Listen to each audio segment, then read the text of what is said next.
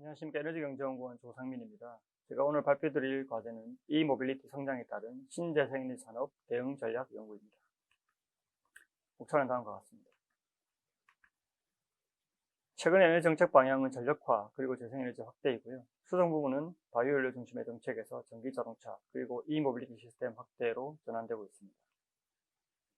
이러한 e-모빌리티 확산은 신재생 산업에 대한 영향을 크게 미칠 것으로 예상이 되고요. 따라서 본 연구에서는 e-모빌리티 확대가 신재생 산업에 대한 영향을 분석을 하고 선제적으로 대응 전략을 제시하는 것을 목적으로 합니다. 먼저 통합에너지 시스템 구축 동향을 간단하게 설명드리겠습니다. 세계 각국은 탈탄소화를 목표로 에너지 시스템 통합 그리고 이를 통해서 에너지 전환을 추구하고 있습니다. 공급 측면에서는 재생에너지가 주요 전략이고요. 수요 측면에서는 전력화 그리고 부문 간 통합이 주요 전략입니다. 이를 위해서 에너지 전환 기술 그리고 부문 간 통합 기술 개발을 확대하고 있습니다.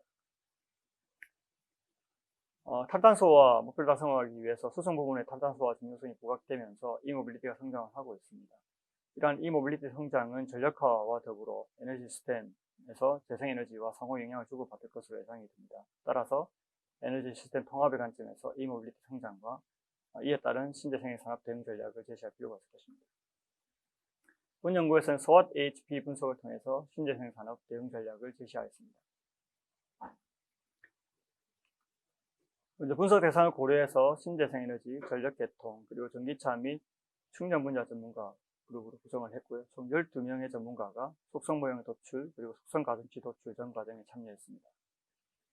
전문가 자문을 바탕으로 해서 1계층 SWOT, 그리고 제2계층은 총 12개의 속성을 도출을 했고요. 이러한 속성 모형을 바탕으로 해서 중요도를 도출한 결과는 오른쪽의 그림과 같습니다.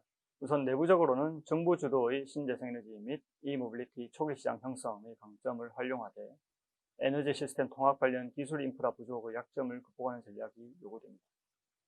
외부적으로는 에너지 시스템 통합 관련 신기술의 발전, 이런 기회 요인을 활용하고 신재생에너지 및 e-모빌리티 관련 시장의 불확실성이라는 위험 요인을 회피하는 전략이 요구됩니다. 이러한 속성 모형을 바탕으로 해서 SWOT 매트릭스를 도출한 결과는 왼쪽의 그림과 같고요. 이러한 SWOT 매트릭스를 바탕으로 해서 총 4개의 우선순위 전략을 도출했습니다. 요약하자면 첫 번째, 정부 주도의 초기 시장 활용과 에너지 시스템 통합 관련 기술 역량 강화를 통해서 신재생에너지와 e-모빌리티 시장의 불확실성을 극복할 필요가 있고, 두 번째, 에너지 시스템 통합 관련 기술 인프라 확충을 통해 향후 전개될 신기술 및 신시장에 대응할 필요가 있습니다. 다음으로 본 연구에서는 전력계통 통합 모형을 활용해서 신재생에너지와 e-모빌리티의 상호 연계성에 대해서 제주도 사례를 중심으로 분석을 했습니다. 앞서 밝힌 바와 같이 해외 사례 그리고 SWOT AHP 분석을 통해서 e-모빌리티 확대에 따른 신재생 산업 대응 전략을 수립한 데 있어서 통합 에너지 시스템의 중요성을 확인했습니다. 실제로 e-모빌리티와 신재생에너지가 에너지 시스템에 통합될 때 다양한 문제가 노출될 수 있는데요. 본 연구에서는 제주도를 대상으로 이런 문제점들 그리고 재생에너지와 e-모빌리티의 상호 연계성에 대해서 분석을 했습니다. 연구에 활용된 모형은 MPS OPF 모형이고요. 이 모형은 기본적으로 전력 시스템 운영 비용을 최소화하는 모형입니다. 분석에 앞서 시나리오를 크게 4개로 설정을 했고요. 첫 번째 시나리오는 현재 충전 패턴과 전력 시스템이 그대로 유지된다는 가정이고요.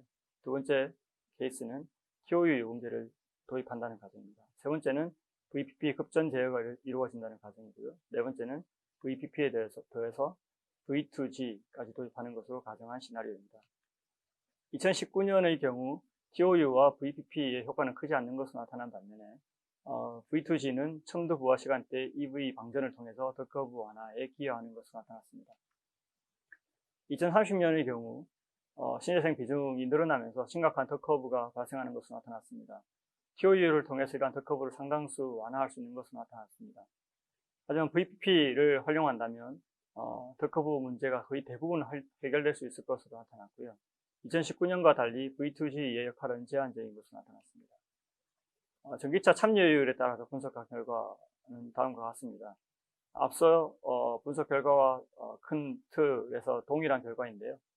VPP의 더 커브 완화 효과가 TOU에 비해 우수한 것으로 나타났고요. 전기차 보급 수준이 낮을수록 V2G의 기여 효과가 커지는 것으로 나타났습니다. 종합하자면 다음과 같습니다.